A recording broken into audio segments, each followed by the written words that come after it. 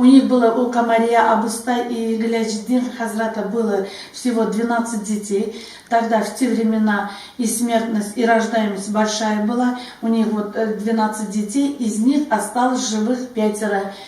Гаяз Хаки, сам писатель, родился третьим ребенком. Первые двое сыновей, они сразу после рождения умерли. Гаяз Хаки сам родился 23 февраля 1878 году, по старинному календарю 10 февраля. Сестра Гайнель Мерзия, брат Ахмед Хасан, Халима Бану и Фарида Бану. Все они жертвы репрессии. Их мучили, вот братьев, сестер мучили вот из-за брата. Вот они у них спрашивали, пытали, как вы общаетесь с братом Гаязом Хаки, через кого письма высылаете. Но был у них страх, и брата, конечно, вот нельзя выдать, и родственные связи нельзя прервать. Гайнель Марзия, вот сестра, у нее было 3 дочери, ее пытали в тюрьму, сажали ее 2,5 года. Она сидела в Чистопольской тюрьме. Когда она сидела в тюрьме, у нее одна дочь умерла. Она даже об этом не знала. Один заключенный сказал: эх, бедняжка, ты же здесь мучаешься, а вот у тебя умерла дочь.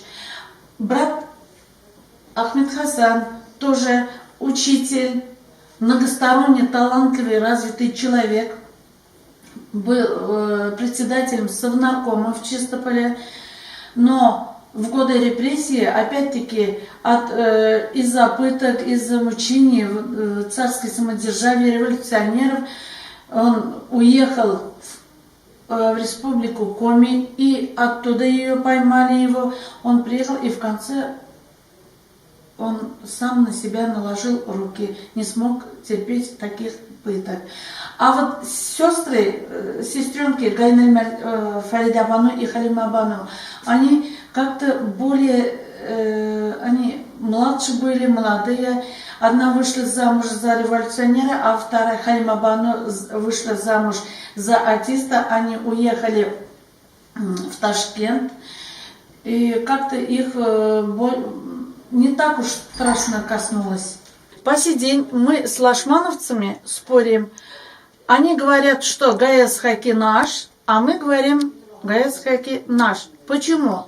Потому что Гаяз Хаки родился в дороге из Лашманова в наше село, когда его отца направили в нашу деревню муллой, чтобы он в нашей деревне был указан мулла, с указом это уже. И если он в дороге родился, то все равно они же уже в дороге в нашу деревню он родился. И метрическую справку, свидетельство он получил из нашей деревни, нашу Кутлушкинскую, Яшеминскую.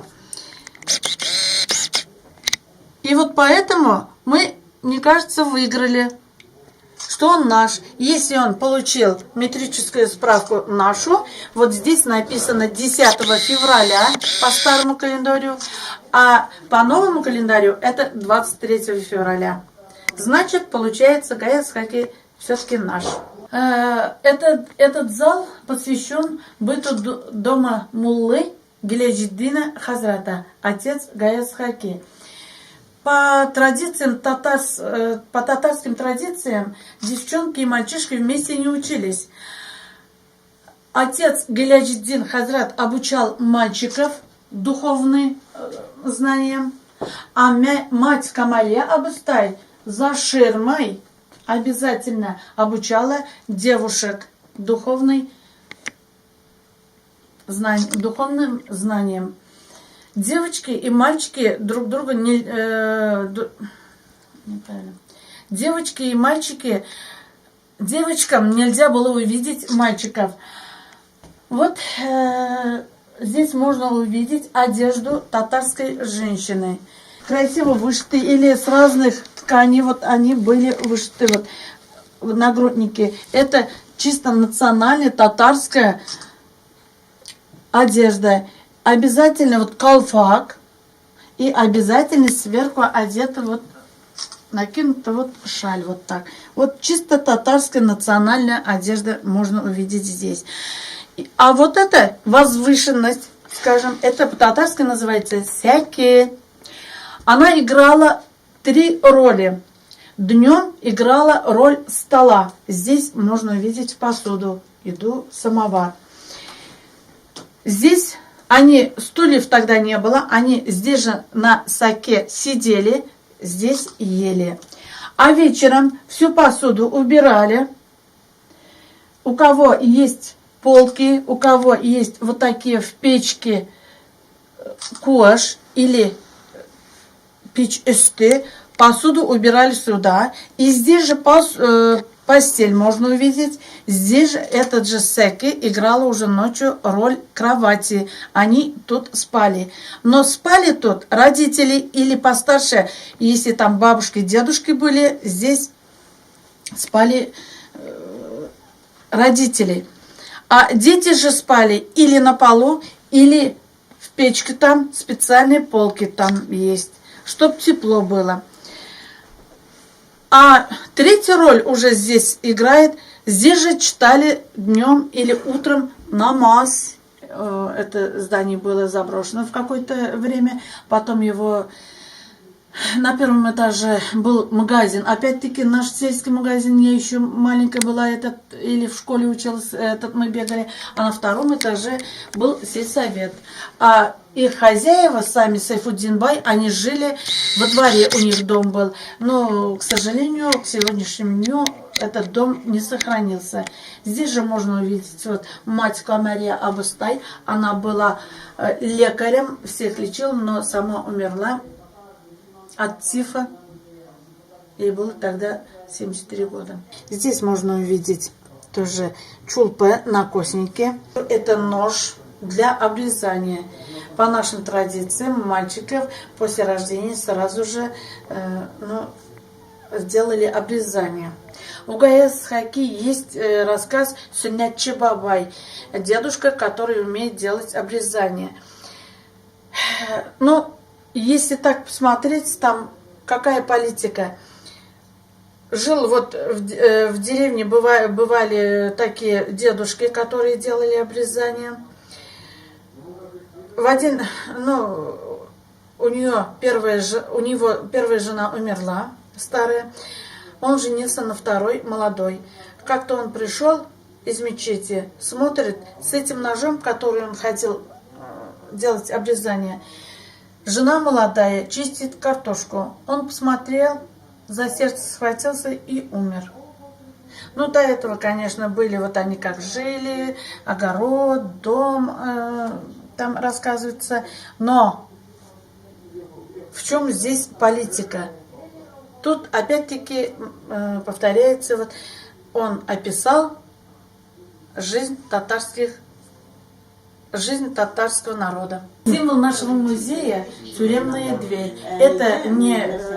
Это новодел 1907 года начинается тюремная жизнь Гаяза Исхаки.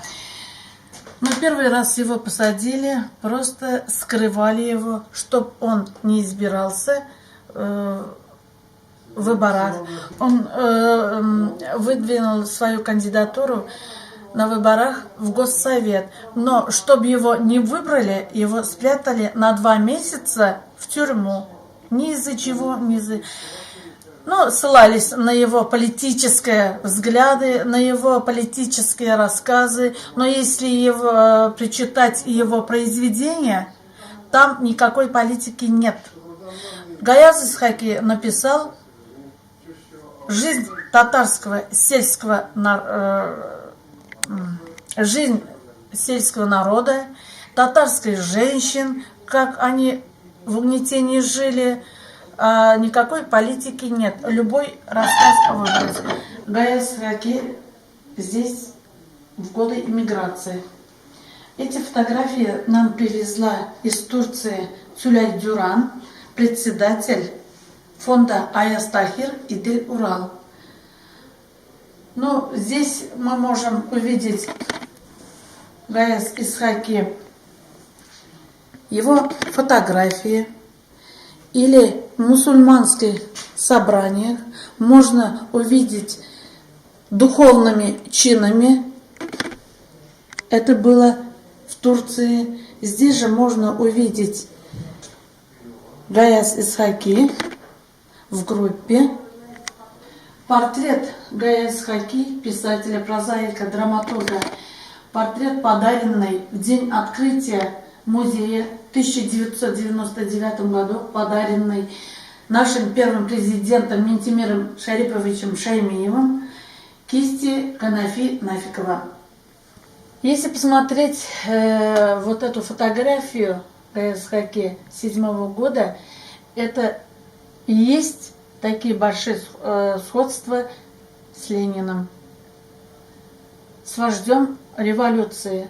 Это отсюда мы можем сделать итог, что Гаяза Исхаки татарский Ленин, или Ленин татарского народа. В 1912 году его арестуют, и было приказано начальником тюрьмы, чтобы среди заключенных не выступать с политическими своими интересами. И его в 1913 году уже выслали на ссылку в город Мизин Архангельской губернии. Он там знакомится с польским революционером Józefem Пилсудским, который ему дает возможность одуматься, и чтобы уехать, Józef Пилсудский советует ему уехать в другую страну, чтобы он мог продолжить свою работу, свою идею создать автономную республику Идель-Урал